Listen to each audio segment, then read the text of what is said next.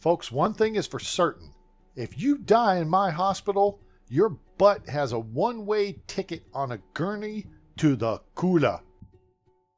Today we're going to take a look at the floor plan for the ground level of the new Beverly Crusher Medical Center on Project Hospital. Now available on Steam from Oxymoron Games, link in the description below. Who is Beverly Crusher, you ask? Clearly you're not a child of the 80s and 90s or a fan of Star Trek The Next Generation. As I was trying to come up with a name for this hospital, I thought, let's find someone famous in the medical field. Marie Curie, Florence Nightingale. Those names have all been used over and over. Beverly Crusher. Absolutely. Why would you choose Beverly Crusher, A-Train? Let me show you.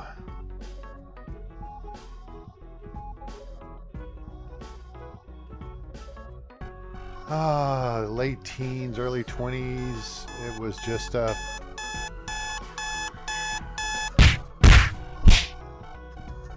Anyway, here is a view of the ground floor level of the BCMC, Beverly Crusher Medical Center.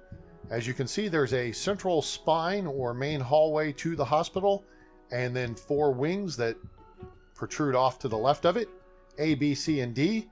And then you have a separate building, that's the emergency room annex. Now, the AI patients have access to anywhere in the building that's green. That will be your corridors, waiting areas, reception areas, and restrooms. They can also, by invitation, enter the blue rooms, which are your doctor's offices, exam and testing rooms, things of that nature, treatment rooms or what have you. The red areas are off limits to patients. Those are your janitor closets, nurse stations, doctor's on-call rooms, and other rooms designated for staff only. So you see a little bit of color to the rooms here. The green areas on the entry there, you see reception. You see the waiting area, and then there's the corridor leading down between the blue rooms, which are your doctor's offices, which patients can enter, again, by invitation of a staff member. And then you'll see the red areas here and there for the closets and nursing stations or what have you. The layout's pretty simple. You check in, you get called, you go back to the doctor, you're good to go. If you need other testing that they don't conduct in their office, or when they do conduct testing in their office, they may send it somewhere else in the hospital. At the end of the A wing, at the end of all the wings indeed, there is an elevator because this will be a multi-floor hospital. There are elevators down the main corridor, the main hallway, and at the ends of the wings. The idea there being if there are inpatients up on the upper floors that need to come down for testing, or someone just needs to go direct up to a unit upstairs, they can do so without necessarily going all the way back out to the main hallway, and they don't have to be in the view of the general public, protecting their privacy and dignity while they may be, in just an examination gown, rolling on a gurney from A to B. We try to minimize that. There may be some of it, but we're going to minimize it. And I think it'll be okay overall. Now we move on to the B wing. This is the laboratory services department. You've got hematology labs where they do the blood work, the histology lab, and we'll have a microbiology lab. There's also a waiting room here where you take a number again, or you just wait till you get called, and the technicians work in their laboratories, which are off limits to the patients.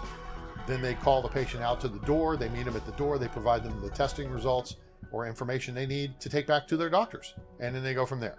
The other thing you'll see here on the B wing is at the far end there's a classroom, and that will be set up so that lab employees can pursue improving their education while staying close to the unit, on unit. If a staff member goes in for educational training, it takes up 8 hours of their day. So basically you go, you're done, you're sitting there and doing your thing. We move on down to the central corridor, which runs through the C wing. This connects the C wing all the way across the main hallway and out to the emergency room annex. C wing is your radiology department. That's where you get your X-rays, MRIs, sonogram, cardiology, CT, and coronary angiography. So all kinds of stuff where they use electronics and radiation and sound waves to examine the inside of your body. At the end of the hallway on the left, you have the D wing, which is the internal medicine department. There's a couple of kinds of offices here. You have internal medicine offices, which are for outpatients. So those may be referrals over from the ER clinic. And then you have diagnostic offices, which for inpatients, which are people who have been hospitalized. And they will come from probably one of the upper floors, probably one of the wards, but I guess they could be sent over from the ER, from the trauma center, from observation, or the ICU, which will be on the second floor above the ER. Cardiography room and a special procedures room where they can do work here. Then we have the main hallway itself. Now this is basically the administrative department. Administration runs down the length of this hallway. They'll have control over the cleaning aspects of it. You've got elevators just inside the front door that take you up to the various levels of the hospital. You'll have a gift shop. There's one administration facility. Room is actually for controlling the janitors and improving their productivity. There's a gift shop. Your pharmacy is located at the crossroads of the main hallway and the central corridor, the C corridor. Then beyond that, everything is employee related. You have the cafeteria, which is employees only. Patients and people at the hospital want something to eat or drink. You set out water coolers, coffee vending machines, and regular vending machines, and that will take care of their needs in those regards. Also, you have at the end of the hall is a big classroom facility. This is more kind of like a small auditorium or a training room where a number of people will be able to study and improve their skills at a given time. So let's move over to the emergency room annex. Here is where your patients coming in via ambulance, your trauma cases come in. We have floor plans set up for 3 trauma rooms. We might be able to fit a 4th examination facility in there. Trauma centers have some that are open plan, where there's just curtains separating the beds. And then you have others that are more of a closed plan, where it's individual rooms, 1 bed per room. So everything is done in private. You also have your observation unit at the end of the hallway here. And then there's an on-call center for the doctors and the nurses station. And there is an elevator which will take patients up to the ICU on the 2nd floor. Eventually, that will lead to the roof where we'll put in a helipad, and then helicopter ambulance patients can come in from that means.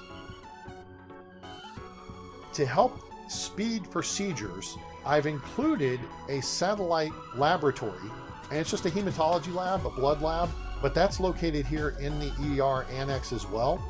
That way, when the doctors do the blood draws, they put the vials, the test tubes in the cabinet, and then a lab technician has to come from the laboratory all the way over to pick them up. But typically the ER is kind of segregated away from things. What I've done here is create a situation where there will be a lab tech 24/7. That way, if patients come into the ER, doctor does a blood draw, the technician's right there and you can get results faster, which then means we can determine a course of action and care for the patient in a quicker period of time, and then hopefully get them out of the trauma center and onto somewhere ICU, observation, or maybe HDU, depending on their symptoms and condition.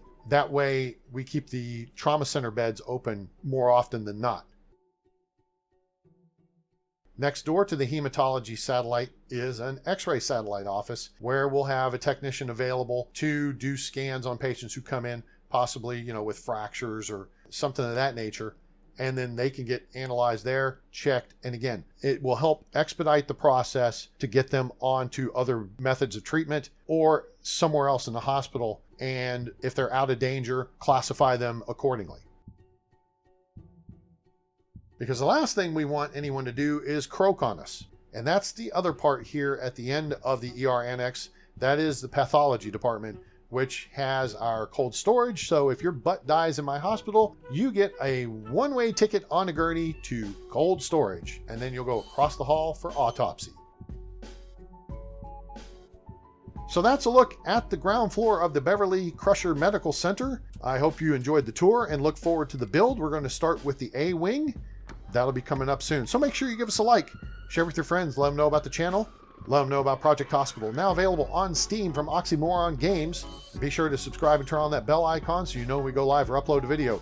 Also, your donations are greatly appreciated at paypal.me/atraingames. That's paypal.me/atraingames. And you can join us on Discord, become part of the A-Team, see my Steam library, make game requests, discuss this and other games, see my Tower 3D Pro library, and general chit-chat about your experiences with this game or things I can do better. You can either put in the comments below or hit me up on Discord. Link to both PayPal and Discord in the description below. I appreciate you being here and hope you enjoyed this tour, and look forward to seeing you again soon. I hope you have a great day, night, evening, morning, wherever you are on planet Earth or beyond. I'm Dr. A-Train. It's over. And I'm out.